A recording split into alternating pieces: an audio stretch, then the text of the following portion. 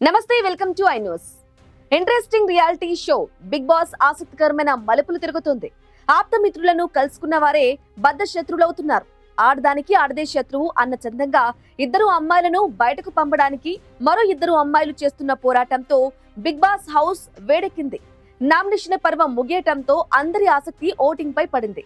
Social మీడియాలో voting trend ప్రకారం ఈ వారం పచ్చళ్ళ పాప బయటకు వచ్చే ఛాన్స్ ఎక్కువగా కనిపిస్తుంది. టాప్ ర్యాంకు మాత్రం మొదటి నుంచి అందరి మన్నలను పొందుతున్న బుట్టబొమ్మకే సొంతమవుతుంది.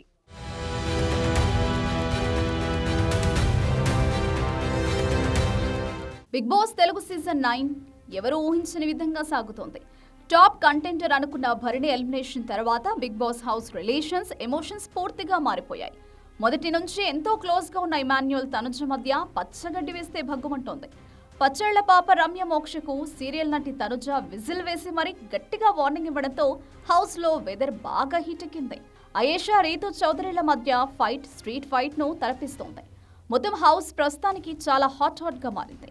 మాటల తోటాలు పేలుతున్నాయి. కొట్టుకోవడం తప్ప అన్నీ అవుతున్నాయి. ఒకరికొకరు మాట్లాడుకోవడం కూడా బంద్ అయిపోయింది.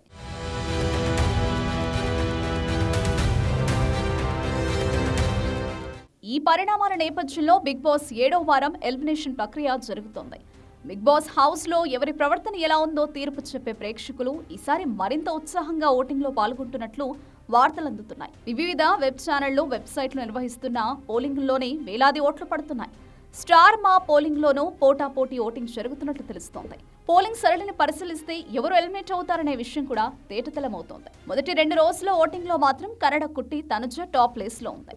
మొదటి నుంచి ప్రేక్షకాదరణ పొందుతున్న తనుజ ఈ వారం కూడా 38.67% ఓట్లతో ముందంజలో ఉన్నాయి. 20.98% ఓట్లతో డిమాన్ కళ్యాణ్ ఏకంగా 2వ స్థానానికి ఎగబాకారు. 9.02% ఓట్లతో దివ్య, 9% ఓట్లతో సంజన 3-4 స్థానాలతో ప్రస్తుతానికి సేఫ్ పొజిషన్ లో ఉన్నారు. రాము, రాథోడ్, సాయి, రమ్య మోక్ష చాలా తక్కువ ఓటింగ్ తో డేంజర్ జోన్ లో ఉన్నారు. రాము 6.67% ఓట్లు, సాయి 4.55% ఓట్లు, రమ్య మోక్ష 3.32% ఓట్లు మాత్రమే పొందగలిగారు. చివరి 3 స్థానాలు ఓటింగ్ చివరి రోజు వరకు ఇలాగే కొనసాగితే పచ్చళ్ల పాప రమ్య ఇంటి ముఖం పట్టక తప్పని పరిస్థితి వస్తోంది.